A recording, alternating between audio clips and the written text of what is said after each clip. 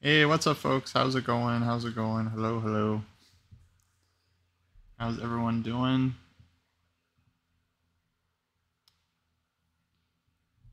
Hey, we got Joel, Chess for Coffee. Are we gonna see Kostya's immortal game tonight? Yeah, maybe. Maybe. Tonight's the night. Gonna be showing the final two games from the first Vegas tournament that I played. 1000 GM Summer Super Swiss. And then we're gonna have 5 more games after that to look at. But probably not tonight. Tonight, I think we're just gonna do the final 2 games of this tournament. Oh, preparing for a move. That is exciting. Moving is very hard and exhausting, but it's fun because you get to throw away a bunch of stuff, and that's always enjoyable.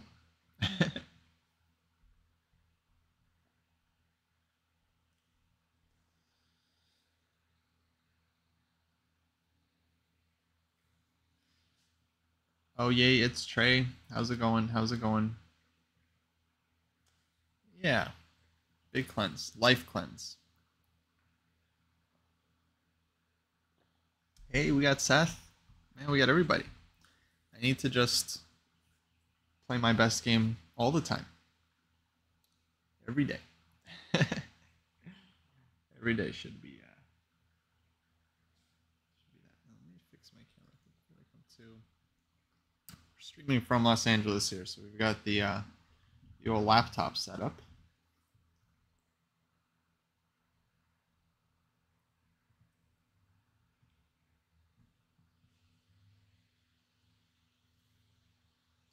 So the game I was honestly pretty proud of was played in round 8 of this tournament. We also have a round 9 game to look at that's shorter. So I think I actually let's just look at the round 9 game first. I'll analyze it a bit, get some closure, and then I'll show you guys the round 8. Because round 8 game I've actually already analyzed it a little bit, so I don't have a ton of work to do on it just yet. But I am very much looking forward to sharing the game with y'all because I feel like it was a pretty creative effort. Hey, Chesspawn, how's it going? How's it going? Yeah, Dr. Skull was a nice surprise to see you. I wish you stuck around a bit, but that was fun. I ran into Dr. Skull at Coffee Chess today. I went down to Coffee Chess. You guys know they have this big YouTube channel. They film all the games. Every time I'm in LA, I like to visit um, and play. Man, they're some tough people down there. Very fast, fast and good. But yeah, so stay tuned for more vids from Coffee Chess. Joel, I didn't. I don't think I saw those comments. Um, so yeah, my thoughts on trying different openings on a second account. It makes a lot of sense. You know, I have a couple of online accounts, and I'll often play like my main stuff on my main account, sideline stuff. So I'll switch it up. So for me, I have kind of a different approach to it. Whereas my approach is like I don't even know what my repertoire is. So good luck preparing for it. But yeah, if you're like worried about prep and you want to try like a new opening, and yeah, I think it definitely makes. I definitely played on a separate account when I wanted to, hide some line I was testing. So I feel like that's not a bad idea. But I don't know what exactly you were thinking about there. By the way, folks, Dr. Skull has a podcast. You guys are not aware. You can find him on Twitter. Chess Journeys. Great podcast. I've been on it a couple times. I think twice. He's had a lot of other good guests too. So if you need more chess podcasts, then definitely check it out.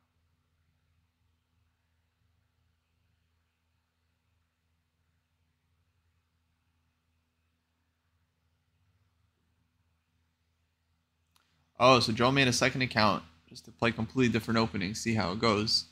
Blitz rating exactly the same. Well, for Blitz especially, I feel like it's not about the, it's not about like how quality your openings are. It's more about like how well you know the lines and how confidently you play the positions. Um, you could play, yeah, literally any openings in Blitz, and as long as you know the idea as well, you can make it work against really strong players.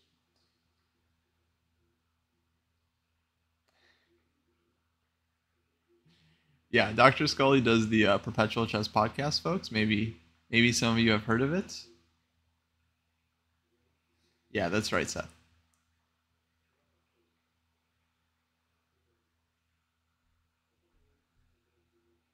Number one, number one chess podcaster.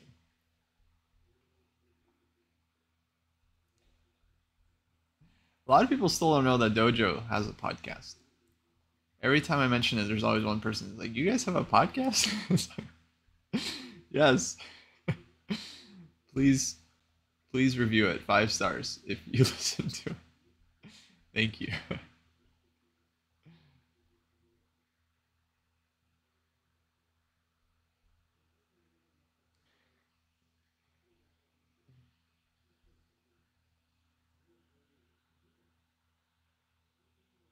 Okay, so you guys ready? So this is the round 9 game. So going into this game, I was even 4 out of 8, and then this game was a draw, so I finished with 4.5 out of 9. And yeah, I wasn't too unhappy with the opening, but I made an inaccuracy that I was unhappy about that I definitely needed to learn from. So my opponent played kind of quiet approach. Knight f3, b3 like ready style. I castled here, which is totally fine. I think c5 might be objectively best. Because after d4, or at least more solid way to play. Takes. Black can go d5. I feel like this position is not that great for white. The bishop on b2. Not that black is better, but I feel like black is already at least equal. So, okay. I mean, this is it's a structure, so it would still be a very long game. Maybe h3. I don't know. Knight b4, knight e4. The knights start jumping around.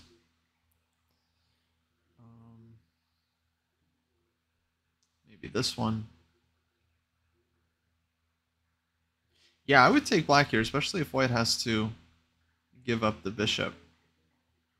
Then I feel like black is very comfortable. Yeah, I would take black any day of the week here with the 2 bishops. So this I feel like maybe is a more incisive way, but that wasn't the biggest mistake. So castle's here. Okay, I could play c5 again, but I was in the mood to go d6 and play for e5, so I didn't really. This I think is going to be more aggressive. c5 kind of more positional. So d4, knight d7, castles, c6. Okay, there's other moves. Could start with rook e8 also, but c6, c4. And now queen c7. And this was, I think, just kind of a loss. Because my problem with rook e8 is that it's actually kind of hard to get e5 in, because it feels like e5 is losing a pawn. because white can take twice. And then there's like the queen on d8 hanging, and then it's not clear if we're getting the pawn back. But anyway, white's next move is going to be knight c3, which allows e5 because it just blocks the bishop, and now e5 is fine, right? And the point is the queen is going to be better on e7 in this position because it's like a reverse King's Indian attack, which is very funny because it's the King's Indian defense. But it's like we're playing a King's Indian attack, which is an opening white normally plays, like against the French, but we're playing it as black. So it's a reverse King's Indian attack. That's the most accurate name. And the queen really belongs on e7 or, as white, like on e2 in that kind of position, right? Not on c7. So here, okay, we could get a similar thing to the game, and queen c2, queen e7. I think black is doing quite well. Could even start with e4, which is pretty typical. And then knight d2, queen e7. The pawn is well defended. And, well, it's a sharp game. Knight comes to c5. I think black is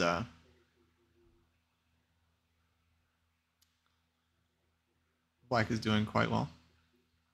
Yeah, Chess Afro, I literally just explained it, I think seconds before you arrived. But yeah, this is a structure normally that white gets because of like the extra space, like pawn on e4. Normally like white would have this structure, playing the King's Indian attack. So this is like a reverse King's Indian attack. Whereas in King's Indian defense, normally black has less space, and you're fighting. You don't have this kind of, you generally don't get this kind of structure. So that's why queen c7 here is just very imprecise, because it's like, okay, I'm getting e5 in, but then the queen is not going to be on a good square.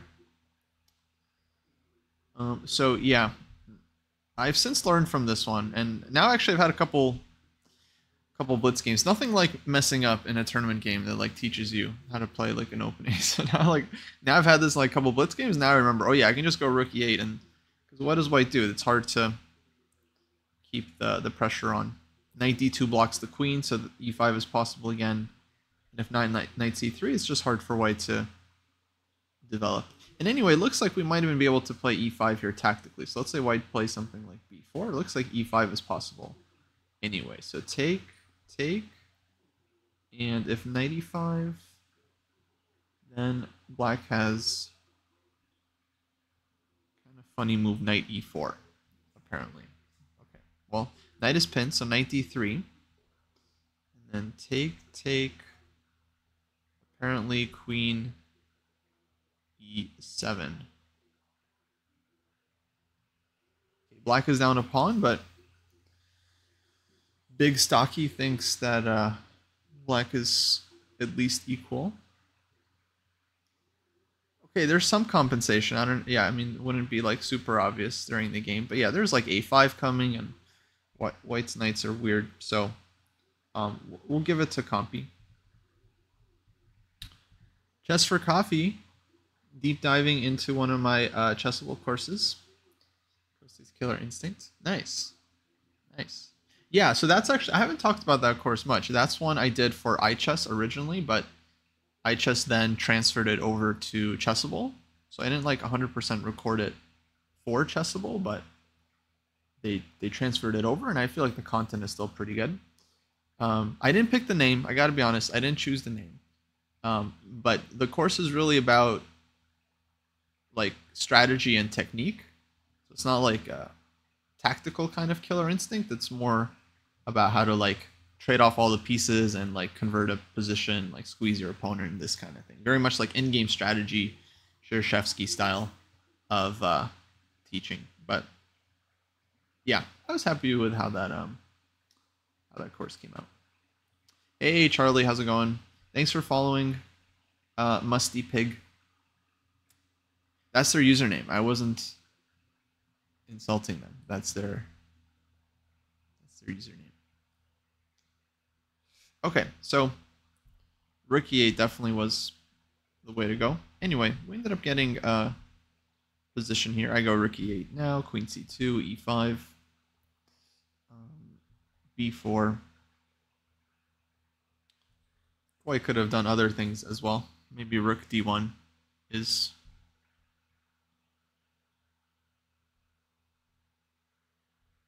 possible.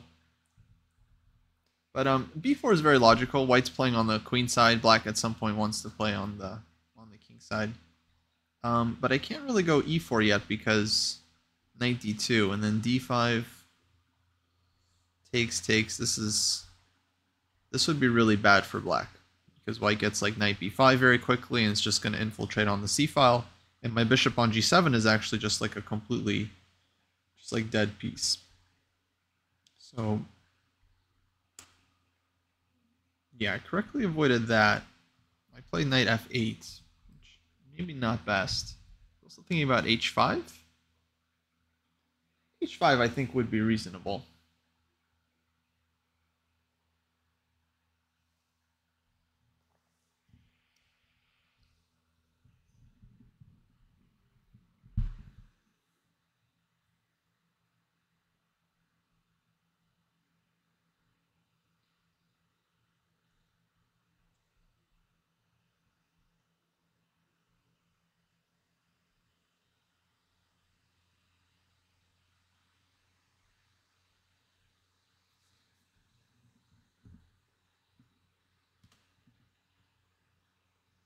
Let me get some music going here.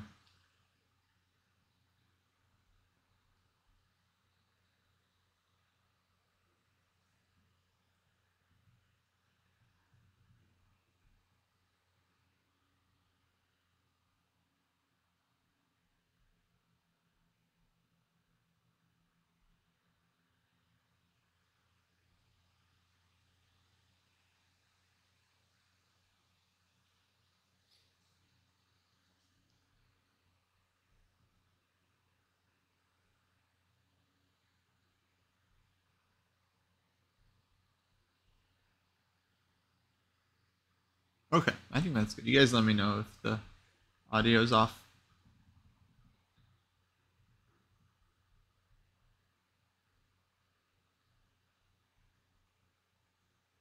Okay, so h5 was possible. Compy likes either a5 or just e takes d4. Now, e d4 did not consider a ton here. But apparently this is apparently like nice for black. Like black is better. Bishop e6, bishop f5.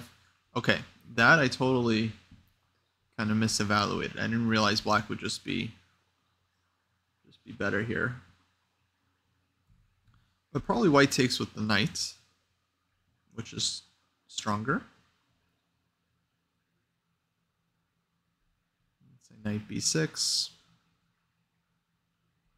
h3.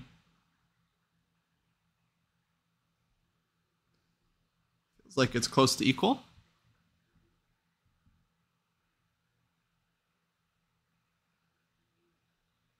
Okay, d1, a5, a3.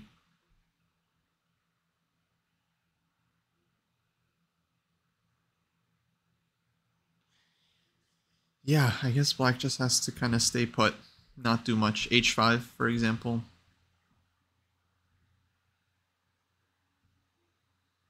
Okay, be kind of a very playable position. So that was, I guess, the most solid way to play. After we, messed up with queen c7. So knight f8 takes, h3. And then here, yeah, I made a mistake with e4. Because knight d2, queen e7, I thought I'm getting like the setup that we're looking for, but now white plays c5. And now white's just clearly better. Because you're getting knight c4, knight d6. It's very unpleasant. So e4 was a big mistake. Now that the d file's open, I actually should have been super careful. So bishop f5, of course. e4. Bishop drops back. Then we get like knight e6, knight d4. So c5, knight e6, rook fd1. So here white's much slower with the knight d2, knight c4. We got knight d4 always, so b6 or something, and okay, a lot more playable for black.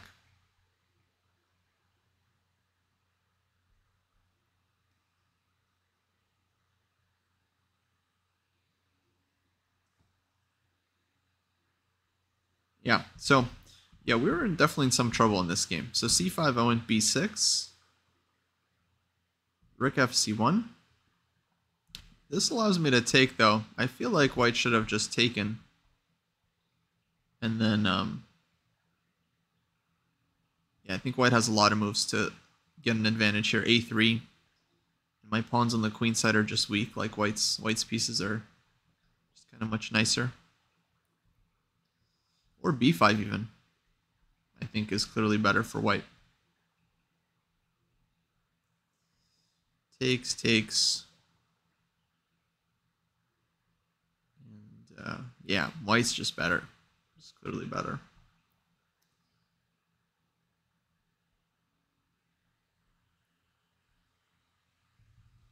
So rook fc1 allows me to take and not get left with these weaknesses. So takes. And yeah, now I could take the pawn, but I really didn't want to, because I felt like minimum, even if like knight a4, for example, in the endgame I just thought is not going to be fun. Like I'm going to lose the pawn, and then white's going to have the advantage on the queen side. Maybe I could keep the queens like queen g5, but I didn't quite consider this. White has other moves as well, like rook b1, for example, and yeah, this extra pawn is like going to be taken, I think, very soon. So I don't know if I can take the pawn. Apparently that's what Stocky wants to do. I play bishop f5, which is actually just another, I think, mistake, because white actually wasn't threatening to play knight c4 anymore, in view of now, like, then I can take, but after bishop f5, knight c4, I can't take the pawn anymore, because now bishop a3, my queen's trapped. So I cut off my own escape to queen g5 with this fantastic bishop f5 move. So very funny. Took me a second, to believe my eyes, yeah, but queen is trapped. So this pretty much allows knight c4. I think doing nothing would have been better. Maybe. It's close. It's close. Yeah, probably had to just take the pawn for better or worse. Rook b1. g5. Oh no, but here we'd be losing this one. Yeah, that wouldn't work. So queen back to e7. Knight c4. At some point, yeah, we're just going to be losing the pawn back. So it was already a tough position. Like white's definitely better here. After all this, we just have this extra weakness on c6, and yeah, not much upside here for black. So already just a tough position no matter what here. Maybe knight 8 d7. Maybe this was the only way to kind of play and keep some imbalance. Hoping to maybe take with the knight, or maybe get knight e5 somewhere. Okay, so I went here, knight c4, rook d8, knight d6, h5. Because if I move the bishop, we're losing the e-pawn. That's the big problem here. So I basically have to let white take on f5 if they want to. Surprisingly, they didn't. I mean, I thought it was tempting, but definitely the correct decision not to take. I was definitely hoping, because actually, like, now black's e-pawn is strong, and the knights have a bunch of nice squares. Knight d7, knight e5. So this actually would have been very reasonable for black. But instead, yeah, white just keeps the knight, just rook b1. Bishop c4 maybe was good too. Bishop e6.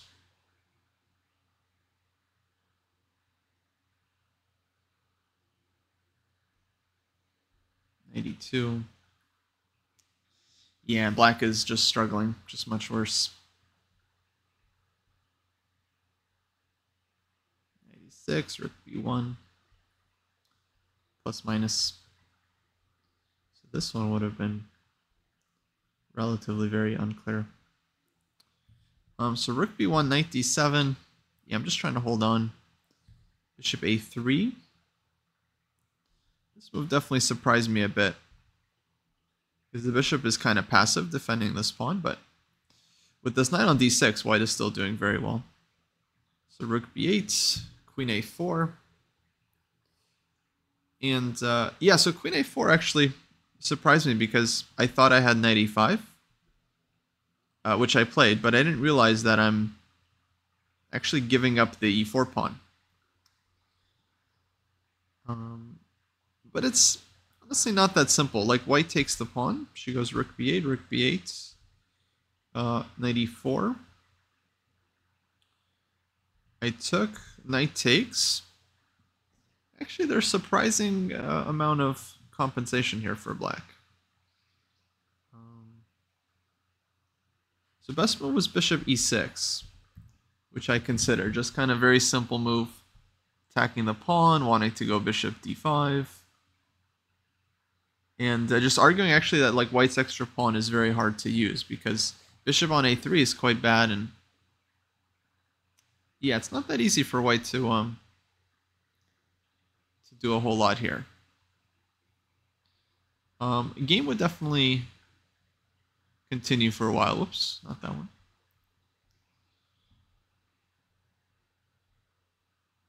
But yeah, black would have some interesting compensation here. I was looking at like knight c3, rook d8, and then looking to just play like rook d2 somewhere, and yeah, it's kind of annoying.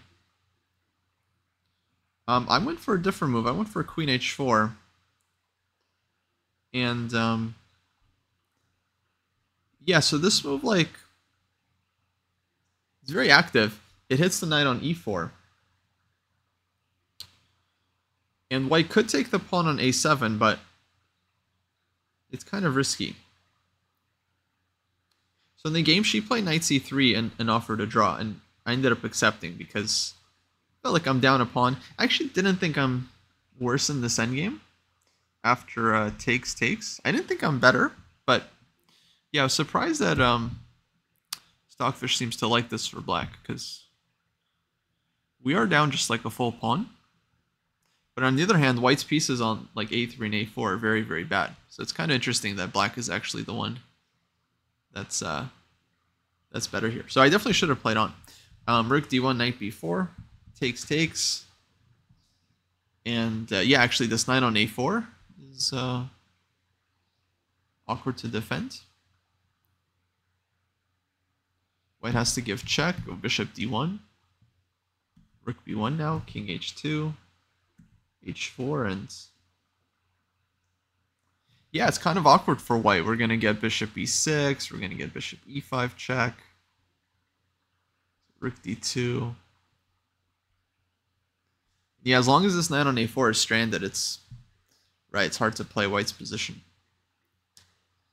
So yeah, I definitely kind of underestimated this one, but I was also kind of happy that I was out of trouble.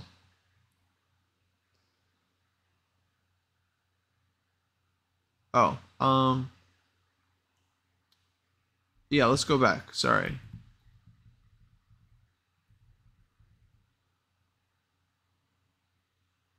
Yeah, let's say take here. I think rook d7. The problem is white's rook is actually going to be really strong in this endgame, and just getting too many pawns. Especially this a pawn is very strong. Like, I think white doesn't even take on f7, just a4, a5, a6. And yeah, bishops are kind of... Two bishops are actually very bad at stopping a rook and pass pawn, because they can't attack the same square. You know, they work better when they're doing different jobs. They're really bad at doing the same job. Bishop and knight, they can coordinate, they can blockade. So it's like, yeah, a lot of times you'd rather have the bishop and knight against the rook, but yeah, here it would be a problem. But that's interesting. I didn't really consider that one. Yeah.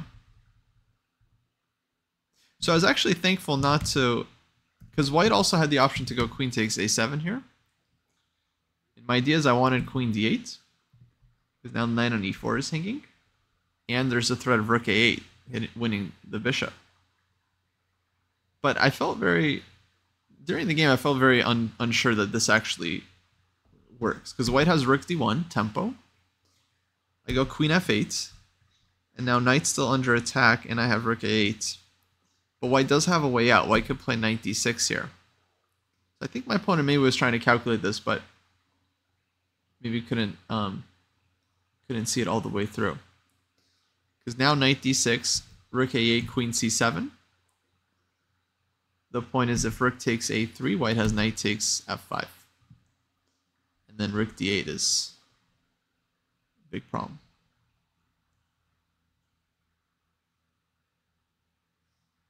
So queen takes c5 I have to play. Rook d8 check, king h7. Takes, rook b8, and apparently white's winning here. Queen d8 coming and mate. So that's a lot of moves. It's difficult to calculate all the way through. But yeah, it shows that queen takes a7 was working, but very hard to find it. So here rook a8 probably would not be good. I should instead play something like bishop e6. 2 pawns down, looking for rook a8 stuff, but yeah, white would be having a very big advantage. Hey, Italian Machine, how's it going? So yeah, this was the last game of the tournament. Definitely not a good one. Made a couple opening mistakes in terms of the setup. Queen c7, no bueno, and then yeah, misplaying the position here with this e4 definitely wasn't good. So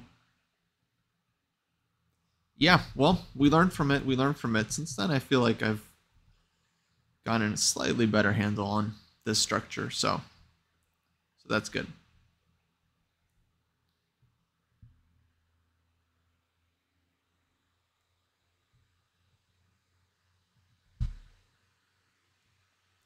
Okay, folks. All right, ready to look at round 8? Officially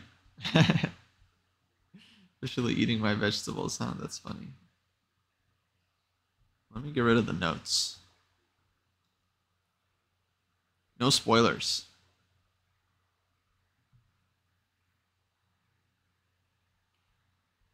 Instead, you guys get to see the event list. All the people that followed, joined the dojo. Okay.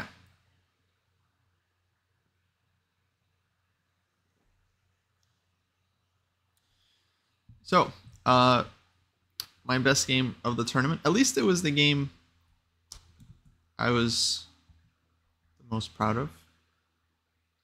You guys ready?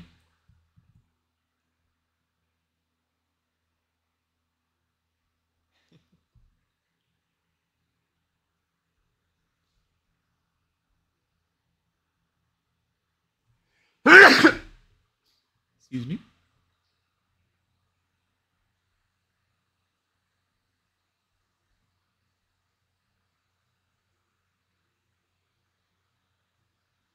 Thank you. I'm glad I got that out. Rather than holding it in for the whole game. That would not be good.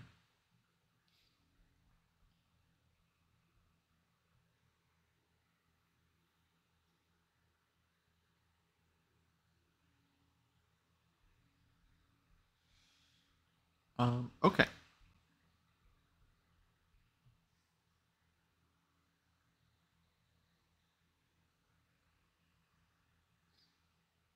Let me just check one thing here.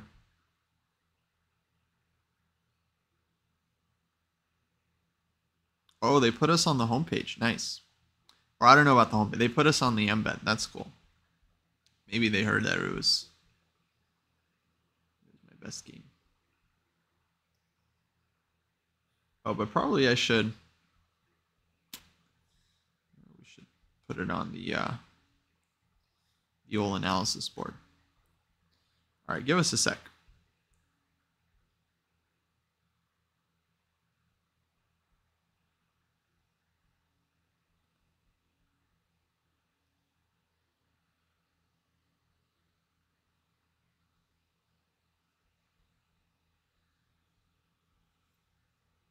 Learn analysis.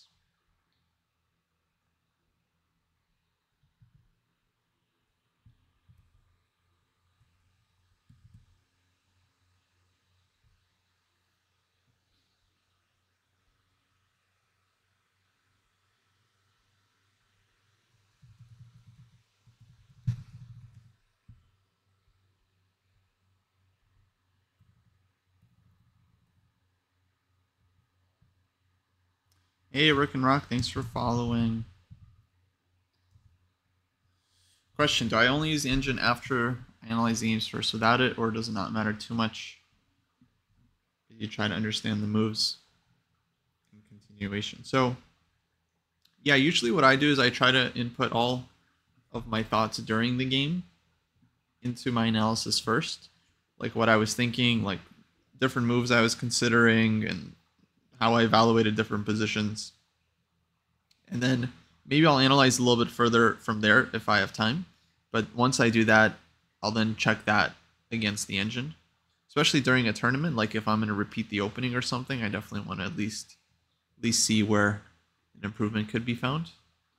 But in general, I would definitely strongly recommend going through the game first on your own without the engine and looking for improvements and really trying to understand like where you went wrong and coming up with your own conclusions, right, as to what you could have done better before checking the engine and then trying to understand what the computer thinks. And then when you do check with the engine, you have to really make sure that you're not just like looking at just like the eval for like 2 seconds, but you're actually like analyzing a little bit and trying to understand like why it's giving some moves or over other moves, and really like playing around with it and going deep and trying to understand like what exactly is the difference in different situations and why some moves are suggested ahead of others.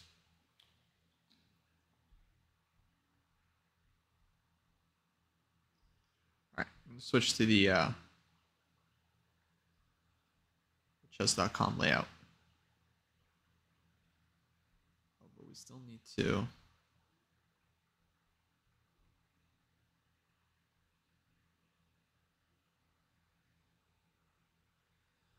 Yeah, definitely try to understand the engine's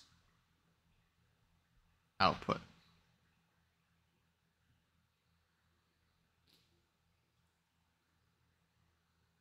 Yeah, exactly, Charlie. You understand that the difference between a position that's winning with any kind of move, any simple move works, and you're winning as long as you don't blunder and keep the advantage, versus positions where you're only winning if you can play like a computer and crush the opponent. So big difference between those two kinds of positions. That's always important to think about when analyzing.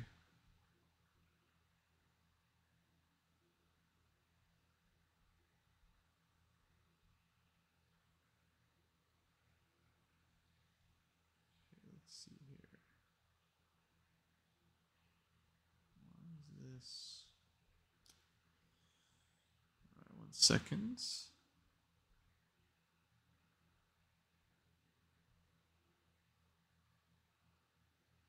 There we go. Do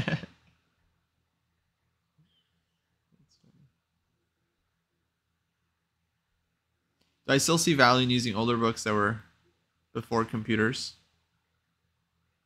Or are modern digital courses and material better? Yeah, so for old books, I would say it doesn't matter at all because the ideas are still profound and useful. and it's not about, you're not looking at old books for their analysis, right? You're looking for the concepts and ideas and themes, and those kind of remain regardless of whether, you know, Nimzovich or Tarash found the best defense against their opponents, whatever, you know. Chess is a game played between two humans, and engines are always going to find like mistakes in high level games, and yeah, it really doesn't mean a whole lot as long as because the concepts still are very valuable.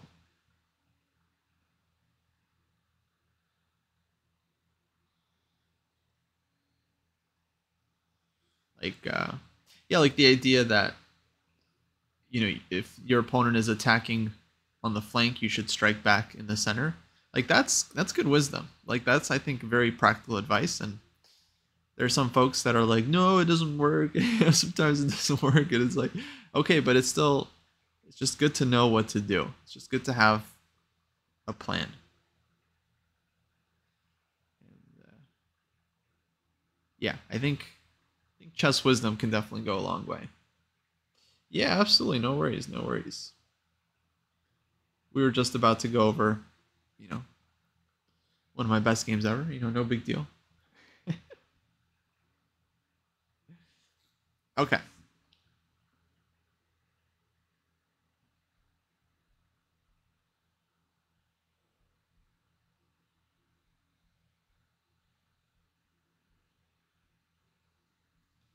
So yeah, I was really happy with this game. This was round 8 from the 1000 GM Summer Super Swiss, and I definitely wasn't having a great tournament when I played this game, but I felt like it was kind of a nice creative achievement.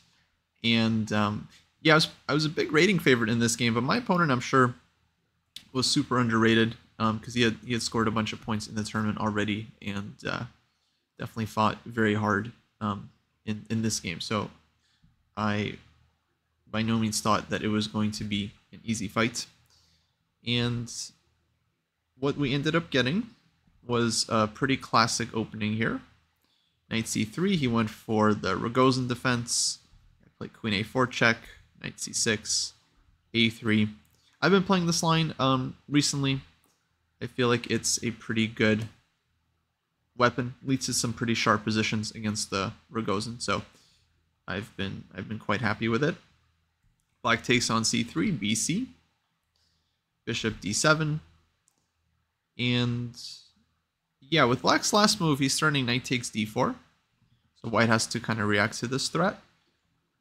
The main move is c takes d5, so taking this pawn first, and then after e takes d5, now knight d4 actually isn't a threat because White can just take back with the queen. So if White wants to, White could drop back queen c2, or White could play like bishop g5 here. And it's a very interesting position. White has 2 bishops. The structure is a little bit weak, but it's a fairly complicated structure. Instead, I play queen c2, and pretty quickly. And in my mind, I remember I was thinking that this is like a playable move, but it's actually not so great if Black knows what they're doing. And my opponent was actually pretty well prepared for this. But I remember knowing that this would be an idea with the point that, okay, I'm offering up the c-pawn, which Black does take. And we get this kind of pretty typical pawn sacrifice where White gets a big center, 2 bishops, but at the cost of a full pawn, which Black takes, and then goes knight a5 to defend this one. And yeah, it was a little unnerving because my opponent was playing pretty quickly, and I got the feeling like he knew the position, like he knew the line, which is definitely always a concern. Because optically, to me, it looked like a pretty reasonable position for White. We're down a pawn, but we have big center. I go bishop g5, and now he goes h6. I play back bishop h4, and originally I was expecting g5 here, where after, let's say, bishop g3, bishop c6, I started to get worried because Black is hitting the e-pawn. I don't want to go e5 and shut down my bishop, give up a bunch of light squares. But if I play knight d2, then there's knight b3. which is a really annoying move, hitting the rook and hitting the knight on d2. And so one way or another, I'm losing this knight and I'm losing the e-pawn. So I can win my pawn back very temporarily, but then black can take on e4, and yeah, I'm going to be a pawn down, maybe some minor compensation because black's kingside is weak, but I really wasn't sure. So as I was kind of thinking about this, black actually goes bishop c6. And it's kind of a weird move order because he neglects to go g5. And again, he played it quickly, so I got the feeling that he knew it. But I realized the idea is still the same. If I go knight d2 now, defending the pawn, then black can go g5, bishop g3, knight b3. And again, I don't really have a great way to deal with this. Because if white moves the rook, then black takes the knight on d2, and then we lose the e-pawn.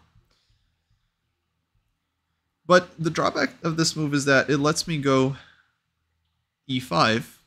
And so I was really confused actually why this isn't just good for white. Hey, Elena with the raid. Welcome, welcome. Hello everyone. How's it going? How's it going? Thanks for raiding. Really good timing. I was actually showing one of my better games from Vegas. Some people have been calling it, like my best game. That's for others to say. But thanks for rating. We're actually just getting started going through this one.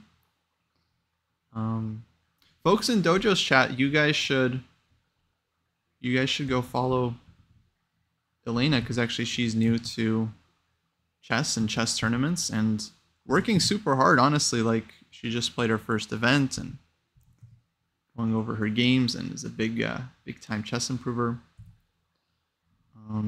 So this is like a real shout out, folks. So definitely, because a lot of times people raid and it's we give them a shout out. It's just kind of customary. This is like a real shout out. Definitely go follow if you want to see another high level chess channel.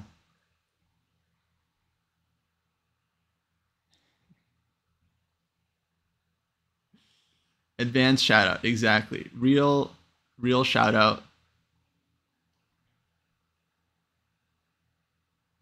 Last chance. Raid spam? No.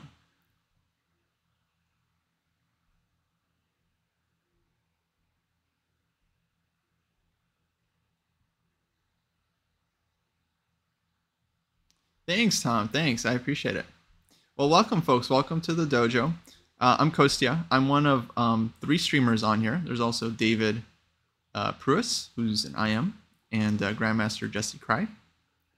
I'm actually in Los Angeles right now, recovering from Vegas, from the 14 classical games over 10 days or so. It's a long time. I felt like I was there for a very long time. But, okay, yeah, I was just reviewing this game. I'll quickly go through the opening for everyone that just joined. I was really proud of this game. I felt like it was one of my best creative efforts of the trip. So A3. This is the Rogozin defense. Takes. The Graduates show, that's a show that Jesse does. Here at the dojo, we have a dojo training program with a bunch of students, actually. We've got now over 1,400 students. And every week people are graduating because we have these different groups. They're 100-point groups, so 3 to 400, 4 to 500, and so on. And every week people are graduating and moving up a cohort. And so Jesse does a show where he highlights students that have moved up, takes a look at some of their annotated games, looks at what they've been doing, and yeah, it's awesome. It's very cool. We have multiple graduates every week. People are gaining rating very fast. Yeah. So bishop d7 was played here. I played this move queen c2. honestly kind of dubious because it gives up the pawn on c4. We played e4. Black defends the pawn with knight a5. And now after bishop g5, h6, bishop h4, bishop c6. Yeah, here I was initially confused because it looked like e5 is just good for white. Because if black plays g5, there's knight takes g5. So we kind of temporarily sacrifice the piece, but we get bishop takes g5, and then we're going to win the knight on f6, and then the dark square bishop on f6 is going to be a monster, and white's won all the material back. In fact, I'm even going to be up a pawn after winning back the piece. So I quickly realized, like on e5, black is probably going to have to go bishop takes f3, and then go g5. And yeah, so we get into a very like messy position now. So bishop takes f3. If we take back this one, then g5. And I don't want to take on f6 because g takes h4. We're left with this structure. I'm going to lose the f-pawn. To me, it looked super unclear, but I felt like black is probably doing really well because black can go queen takes f6 and like castle queenside. King will be very safe, and yeah, I'm going to be down a pawn, maybe even 2 pawns, and my king side is just wrecked. So this I absolutely cannot go into. And then if I go bishop g3 back, then black can play knight d5, for example, and my bishops are pretty awful here. I don't know. Maybe this is somewhat playable, but it didn't look very fun for me. So ultimately, I didn't really have a choice. So I played e5 anyway. Bishop takes f3. E takes f6. So this is kind of the other option that I have. Black's bishop on f3 is hanging, and I'm turning like f takes g7, right, which would just win the game immediately because of the double attack. So black's forced to go g5. Bishop g3, got to keep the bishop. And yeah, I wasn't too unhappy about the situation because I felt like, okay, black has to go like bishop d5 now or something. And then I'm down a pawn, but I have this f6 pawn. I've got this nice e5 square for the bishop. I have like h4 I could play here. Queen f6 is not really a threat yet because of bishop e5. So h4, we know we open up the rook, and okay, it's play. You know, I didn't think I'm like winning here or anything, but you know, we have play for the pawn, and it's not an easy position for black to handle. But interesting thing, my opponent here started tanking for like 20 minutes. And I was thinking, like what is he thinking about? Like, I don't understand. Like, in this position, he just starts tanking. Like, his bishop's hanging. Bishop d5 is a very obvious move. Thanks, Matthew, for subscribing. Much appreciated. And finally, I realized he wants to play knight b3 here, which he ends up doing. But knight b3 looked crazy to me because I can take the bishop on f3. Black is going to take the rook. And then how does this knight not get trapped? Funnily enough, it's like not so simple. So I take. If I don't take, if I move my rook or something like rook to b1, then black gets bishop d5. And the knight on b3 is super solid. And it's like, okay, I'm still down a pawn. I don't have as much compensation as I did in the other position. So I have to take. Knight takes a1. And now it's really not easy because, okay, if I pick up the knight, you know, for free, then white's doing great. I have 2 bishops for the rook and like totally winning. But how do I actually get the knight? Because the knight is wanting to escape via b3. Queen is under attack. If I go queen a4 check, there's c6. And then bishop takes c4 would be great if the knight is trapped, but there's b5. And yeah, I'm just losing too much material here. So I can't really play queen a4 check. I could go here and then take with the queen, but there's still like knight c2 check, knight takes a3. Black can also go queen d5, which I think is pretty strong. And then essentially the knight's getting out, and so I'm going to be down the exchange and not winning, or you know, not even holding, losing. Losing. Was this a London? No, this was Rogozin defense. Rogozin. So I ended up finding, I think, the best chance. Queen d1, hitting the knight, Knight b3. So queen had to go to d1 so that the knight doesn't attack us with tempo. Bishop takes c4. I get to take this pawn. Knight a5. And now queen a4 check. So I kind of like this little triangulation. Queen d1 takes, and then queen back to a4. I was definitely expecting c6 here. And yeah, then I wasn't sure what to do. I thought about like bishop d3, bishop e2, bishop a2. Basically, I was going to drop the bishop back somewhere and kind of just hope for the best. I mean, I'm down in exchange, but I felt like the position still has a ton of play. And we have the two bishops that are pretty active now. So yeah, to me, this felt tricky enough that I could still kind of hope for chances here. I've got h4 again, bishop e5. Knight on a5 is kind of stuck, so not so easy for black to play this one. Instead, my opponent played knight c6, which definitely surprised me because at first it just kind of looked wrong. You know, the knight is like pinned. I have like bishop b5. But yeah, as I started thinking about it, I realized it's actually not so easy for me to do anything. Like bishop b5, queen d5. And I don't really want to take. Black's starting to take here. And yeah, it's not really clear what white can achieve in this position. And if I'm not precise, black actually is going to be threatening to take on f6 soon. So like if I castle, for example, let's say black also castles. Now black wants to take on f6. I'm not going to have bishop e5. And yeah, I'm like, yeah, I feel like I'm running out of compensation, right? So I was pretty happy with my next move. I felt like it was the only move to pose problems. Yeah, it was the c-pawn hanging there. It is, but white doesn't really get much from taking this pawn. And of course, f3 is hanging. And if black is able to take on f3, then it's going to be, yeah, kind of disastrous. At this point, did I think I was worse? Yeah, definitely. I was definitely pretty unhappy until I found the next move. Bishop a6.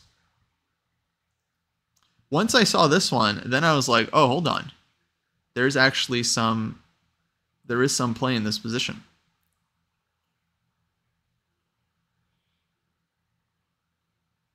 Yeah, it was definitely felt like a gift, huh? Like a gift from above. So, okay, we're threatening to take. If rook b8, we take anyway. And then if pawn takes, queen takes c6, black has to play king f8. So in the game, I think I was just going to castle here. And I was kind of thinking about this line. And black can go queen d5. I was thinking about queen takes c7, and already with this, I was like totally happy. You know, I didn't care if I'm winning here or if I'm worse. Like, okay, this looks like a very unclear position, and I'll happily go into it. And yeah, actually, I really thought I did something with this move because, like, what does black do? Bishop takes b7 is coming, and it feels like actually all like light squares are just totally collapsing, right? Queen d7 takes, and this one is a big problem. So here my opponent tanked for another like 15 or 20 minutes and ends up finding just like amazing move. Like I just totally missed it. Castles. And now it dawned on me that when I take here, rook b8, there's rook b1 check in the position. So I can't take on c6 with the bishop. And if queen takes c6, it looks like I just have two pieces for the rook and I'm ready to castle. Black has queen d5. And I'm actually like not in time. Like now the bishop on b7 is hanging. And if I trade queens, e d5, the bishop is still hanging and there's still rook b1 check, losing the rook. So after Black castled, yeah, like the roller coaster of emotion, right? I go from like, I screwed up the opening, you know, I'm terrible, this is my last tournament, to, all right, bishop a6, like, we're still in. We're still in this, you know. And now Black castles. And it's like, oh man. Brutal too. Brutal.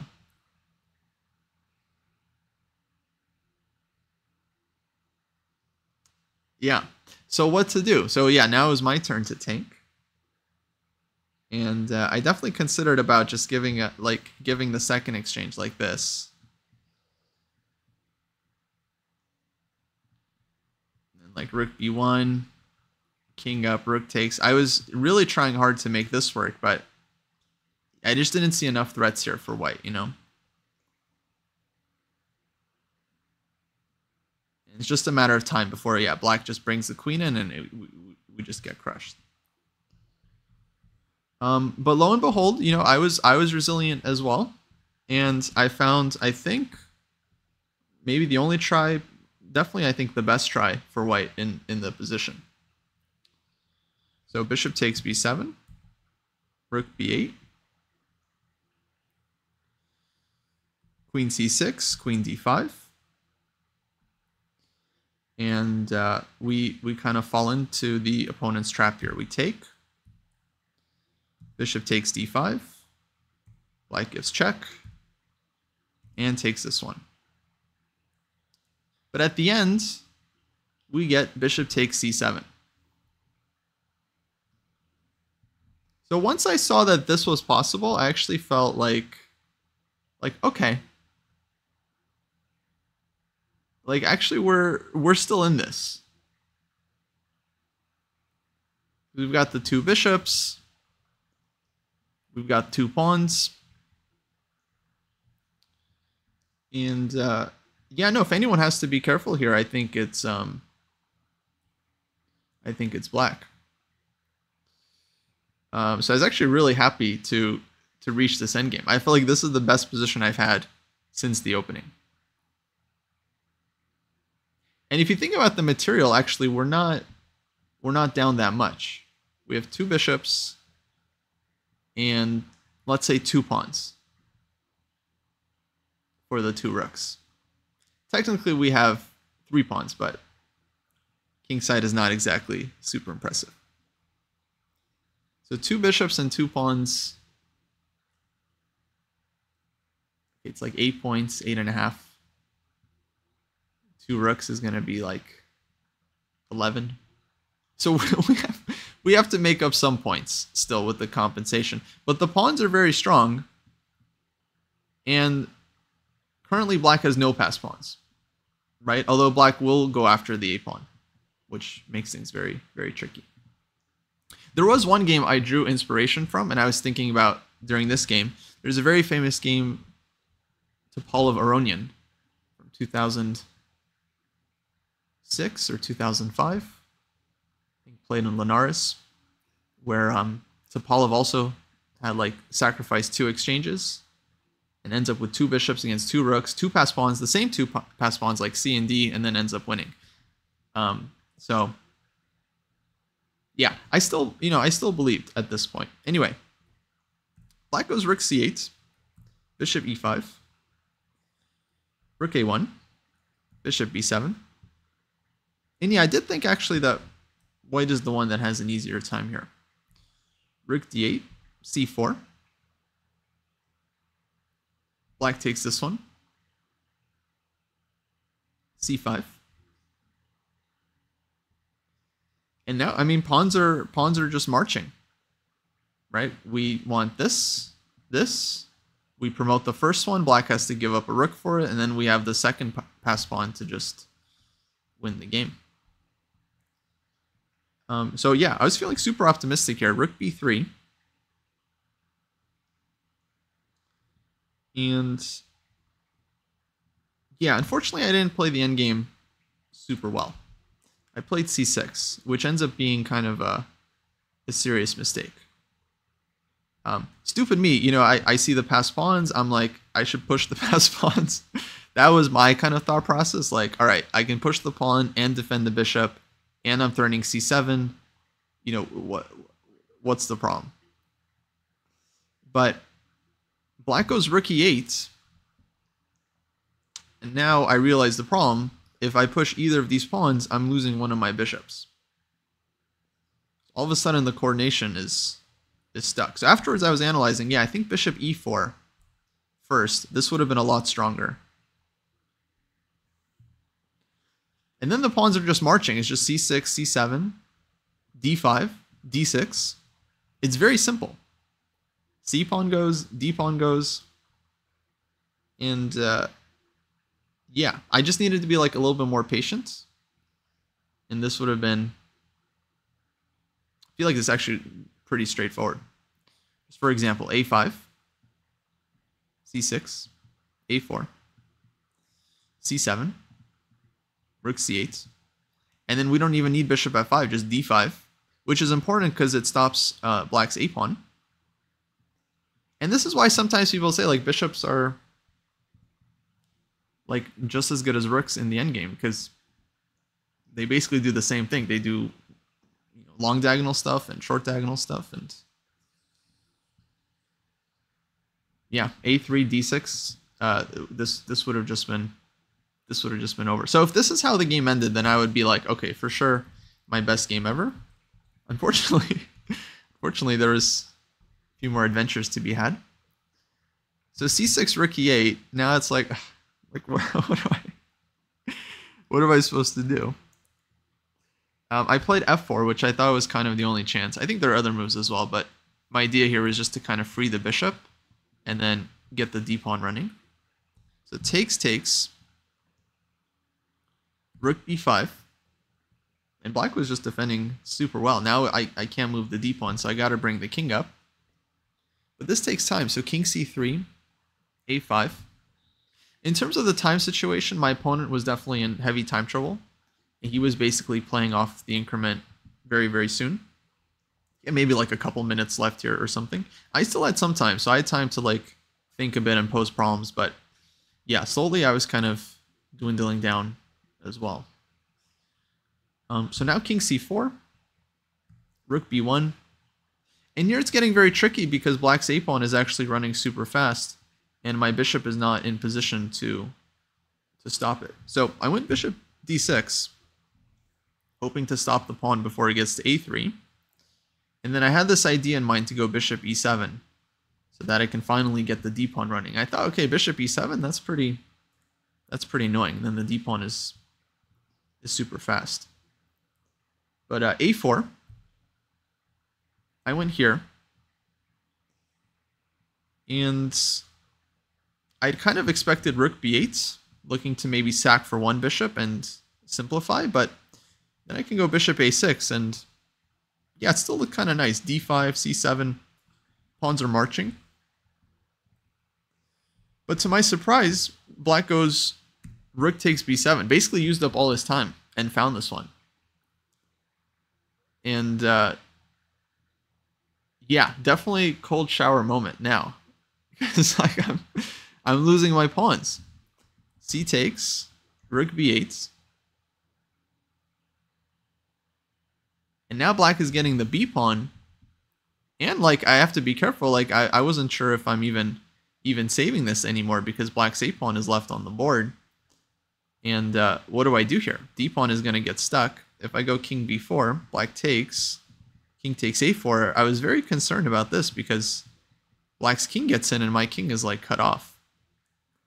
So I thought actually I might just be losing this.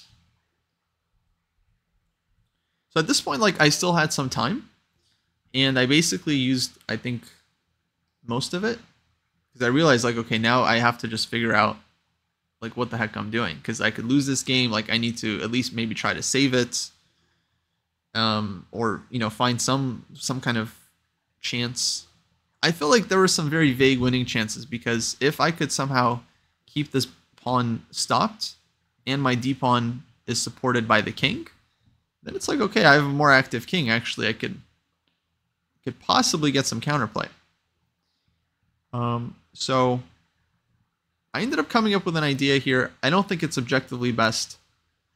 I feel like it's actually straight up losing, but and it ended up posing some really serious problems for the opponent. I think in practice it was kind of the best try. So I played f4 here, which feels like totally out of left field, but the idea is to play f5 and just like trap black's king and just kind of force black to have to figure it all out with the rook. So I thought this was kind of had a lot of potential. Rook takes b7 was played. I went d5. And yeah, here my opponent was low on time, so I can definitely feel him kind of panicking. He goes king h7. I just quickly played f5. I didn't know if it's the best move. I just played it, okay? h5. And then I just went h4 here. Again, I didn't know if it was the best move, but I had a concept in mind. I want to shut the king in. If I don't play h4, you think maybe you can wait until king h6 and then play. But then black could play h4 himself. And then the king definitely gets out. So I just played h4. I was like, all right, I'm just shutting in the king. And yeah, now black has to figure out what to do here because I want to bring the bishop back. Either c5 or a3 and then run the d-pawn. And it's actually kind of scary. I mean, the rook can't just stop the pawn forever. White's king is going to walk in and escort the pawn home. So he ends up going rook b6, which I thought was actually a very clever try because if I push d6 here, then he can go rook b7 back and stop the pawn. And I can advance my king, but now a3, his pawn's running. So king c6. He can even go here. Actually, I was thinking about this during the game, what the evaluation would be of this endgame. I'm pretty sure it's a draw. I was calculating. I didn't see any way for white to escape the perpetual. So black just gets a ton of checks. But that's possible, for instance. And also, of course, black can try something else as well. Like rook a7 here might even be better. Because on d7, black takes, a2, and the bishop doesn't stop the pawn. So I don't want to push d6. I felt like I have to bring the bishop back somewhere. And yeah, bishop c5 was my first thought. Because if takes, d6, and takes, right, we have d7. And this looked pretty nice. But I didn't like bishop c5 because of, I think, rook b1. And then bringing the rook this way. And also having this check. So I figured my best chance was bishop a3. Because I also set a trap with this one. I was really hoping to lure black into going rook b3. Because then I can get d6, and then takes, d7. The pawn is queening. And the second trick, which black ends up falling for in the game, is he takes on f6. Which was definitely fortunate. Because now after d6, the rook is just not stopping the pawn. If takes, it's d7. And then check, king can walk up, and the rook just doesn't get back to the d file. So takes, I pushed d6. And black realized, okay, he has to now take this pawn, but bishop takes d6, king g7. And okay, white can win, I think, a lot of different ways here, but I decided to just play king d5. Just showing black I actually don't even need to take the pawn. The pawn is stuck, and black's king here is boxed in after king e4. So it's very simple. White can just walk the king in and, yeah, move the bishop as many times as I need to force his zugzwang. So it was resigns. So yeah, that was the game. Definitely a bit of a lucky escape at the end. In terms of the, yeah, objective value, I think think rook b6 definitely wasn't the best defense here for black.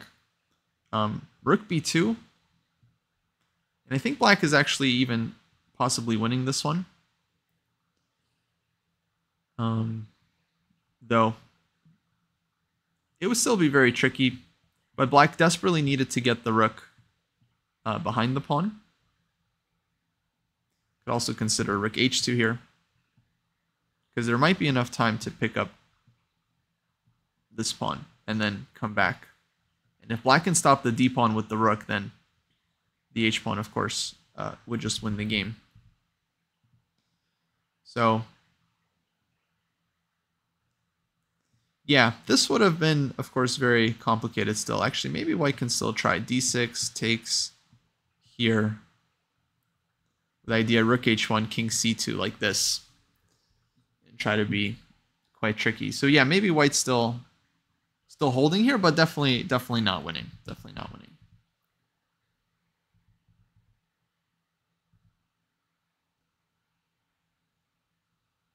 Rook b3 actually maybe was the win for black. Stopping bishop a3. Of course, this is a very hard move to play when you have 30 seconds because you're not threatening to push a3. It's like you're very aware that your rook is hanging.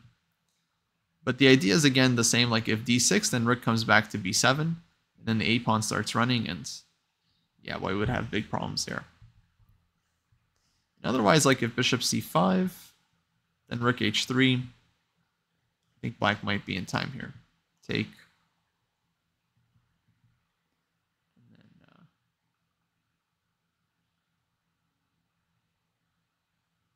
oh, looks like a3 is winning. Wow. That's a very cool resource. a3, rook h3 check. And then king has to defend the bishop because there's no time. Black wants to take and get back, so king b2. And then rook d3, and yeah, black would win with the h pawn. So, you know, it's a very interesting thing. I mean, this move f4, this was definitely not the best move. And I think if I just play like bishop c5 and d5, actually, like, I think white can hold the endgame, but not win. So f4, it's like it was both a winning attempt and a losing attempt at the same time. But without this move, yeah, I don't think we would have won the game. But sometimes, you know, to get chances, I guess you got to give chances.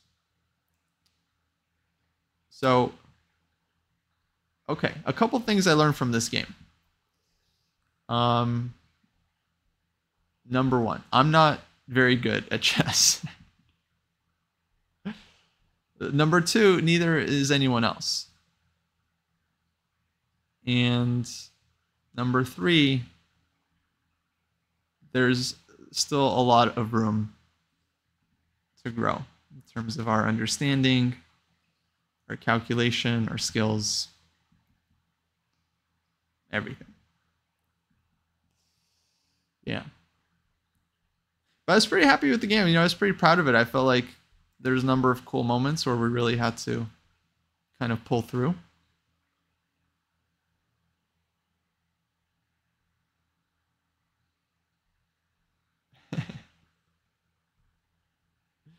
Yeah. Oh, Matthew, yeah, we don't. You're not going to see a lot of eval bars on the channel. I'm sorry. I'm sorry to say. This channel very anti-eval bar.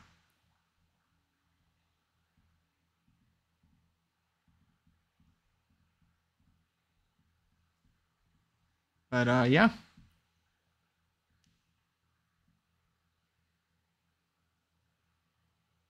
Actually, in terms of the moves, that bishop e4 thing, that was nice. That was definitely a very nice moment here. Because I thought about bishop e4, but yeah, to me, it just wasn't apparent that this is what I needed to do here in order to get the pawns moving. But that would have been a nice one.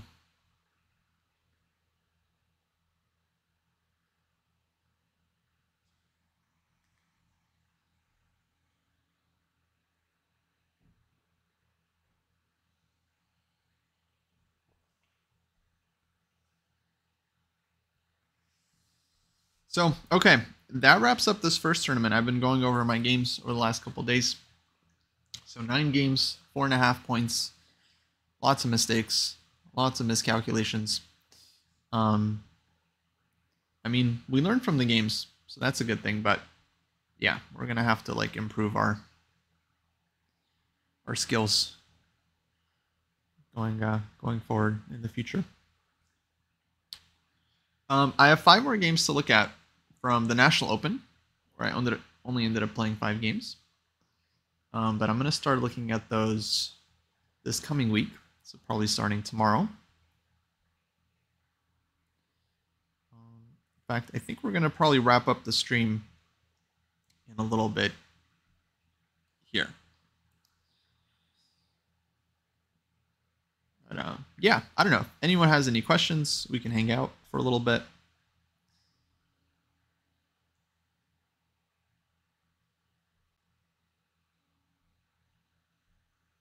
What's today? Sunday, huh? So you guys are like going back to work and stuff. Monday morning.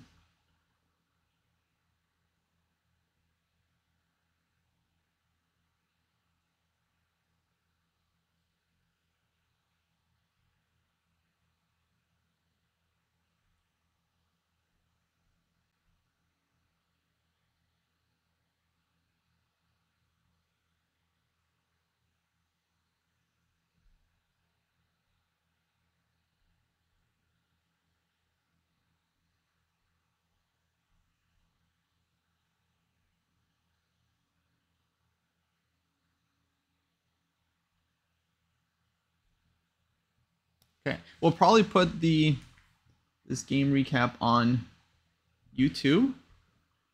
For anyone that missed it. And yeah, lots of stuff happening in Discord.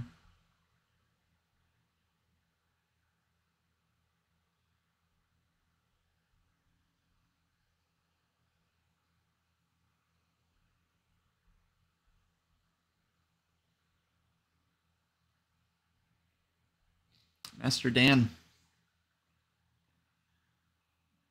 read Dvoretsky about 10 times. Still connecting general principles.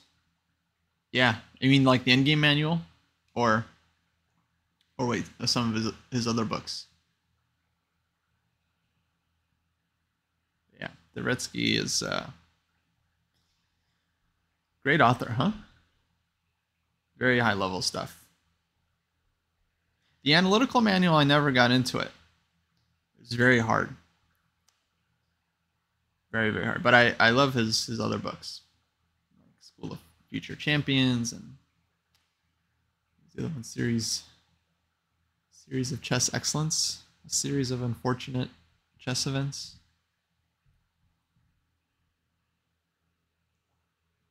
Of course, the endgame manual. That's a big classic.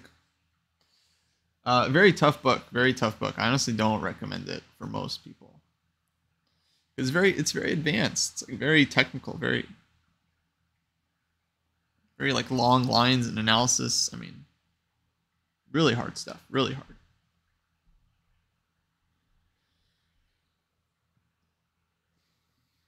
Not recommended.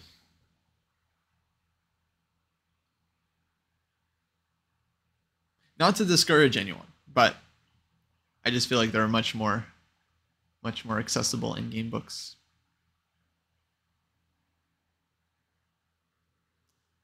And I guess you could do, I don't know which version you have, but they have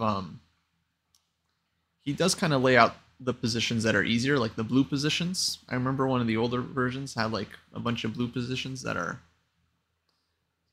like it's like the easier section of, like, every chapter starts from easy, very basic stuff to just insane, impossible stuff. So I think like the way you read Dvoretsky's endgame manual is, yeah, you just do like the easy stuff of every chapter, and then that's like equivalent to like 100 endgames you must know. It's like those are the endgames that are sprinkled at the beginning of his books. But I gotta say, I really enjoy. Of course, the books are very hard, but I think Dvoretsky is a great writer.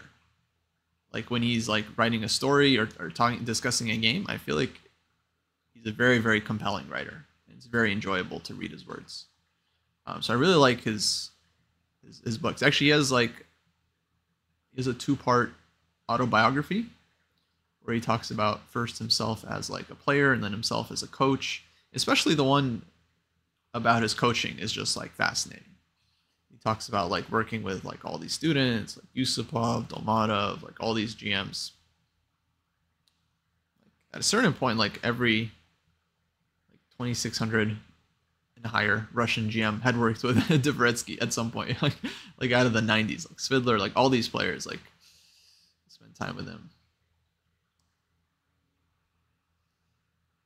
And then yeah, his books are very, very interesting to read.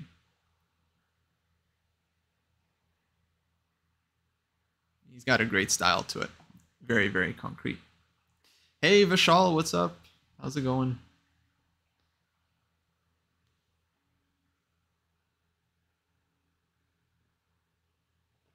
Yeah, you don't want the computer stuff. You definitely don't want the computer stuff. You want the human stuff.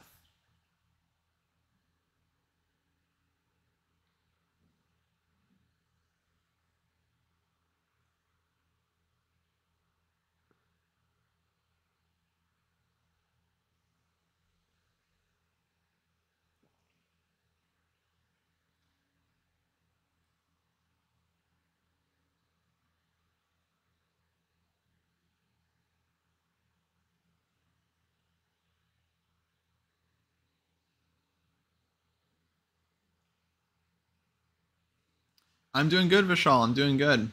I'm streaming on Twitch, just hanging out with my peeps. Yes, Matthew. This is my short sleeve sweatshirt. I got it from Under Armour. There it is. It was 50% off. It's my new work hoodie. I feel very productive when I'm wearing this.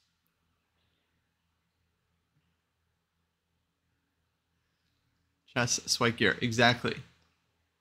I think you're new to the channel, but we have a concept here called sweat work, and yeah, we feel like if it doesn't feel hard, then it's not actually the most useful thing for your chess. Chess improvement actually has to feel difficult. But yeah, we talk about sweat work all the time. It's a real thing. I mean, I don't know who's interested in chess improvement or not. It's up to you. But yeah, we often encourage people to do at least 3 days of sweat work a week. So sweat work could be like playing a classical game is really hard. Like you're really pushing yourself. It can be solving like difficult like calculation puzzles. It can be going through like an end game that like feels like a total slog, but you feel like it's useful, so you're really like pushing yourself. I've been thinking about this for a little while. Actually, I've been meaning to rant about it. I guess now is a good time as any. But yeah, in general, I feel like a lot of times when people are working on their chess, they're really averse to any kind of struggle. And as soon as something feels like difficult or challenging, it's like we want to just kind of put it away or not do it. And you don't want to do stuff that's like way above your level. So it shouldn't be just completely like way, way too hard for you. But a lot of times I think people do quit at like the first sign of difficulty, which is probably a little bit too early. And I do think that real chess progress comes from kind of accessing that area right outside your comfort zone, right? Where it's like it starts to feel difficult. It's like, oh, I can't quite calculate that far. You really have to push yourself to visualize the position. You're analyzing something and it's like, yeah, you feel like you almost have the answer, but you're not quite there. You really just got to keep going. I feel like that's the kind of level of effort that it takes to really, really improve your chess, like significantly. I mean, it's a lot of, it feels very cliched, but yeah, to achieve something, you know, difficult, you got to put in a lot of work, right? Like it's basically the moral of the story.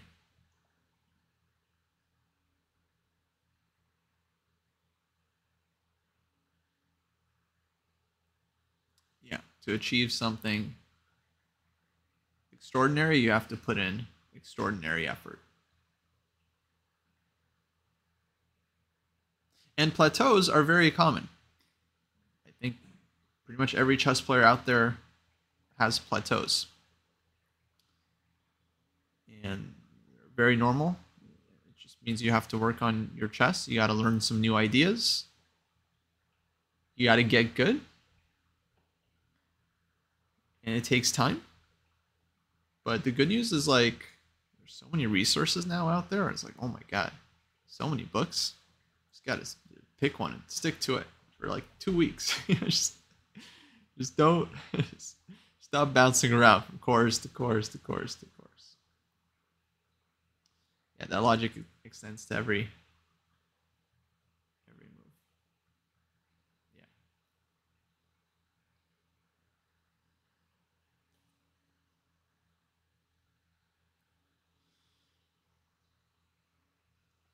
But yeah, chess is hard.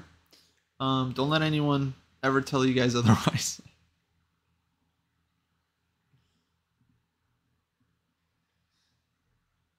Yeah, I mean, for me, okay, I'm just trying to, like, you know, I just enjoy the process of, like, improving and trying to get better and learning new ideas. So whatever the peak rating ends up being, it's like, it's not that important. What's important is that I feel like I'm working on my chess and getting a bit better. But that's hard. It's not easy. It's not easy. Okay, folks, I think I got to get going here pretty soon. It's getting late. But yeah, the dojo continues.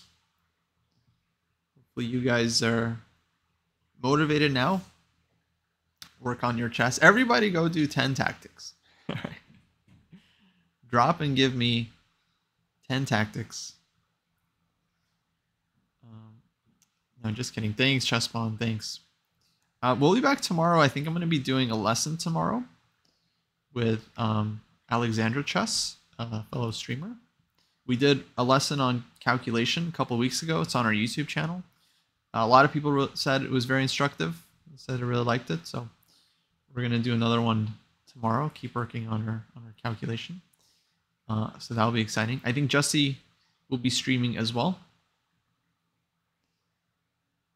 She improved like 200 points after the Did she really? I honestly, I was in Vegas, so I didn't have time to. I didn't have time to really track. 200 seems like a lot, but cool. I'll take that credit.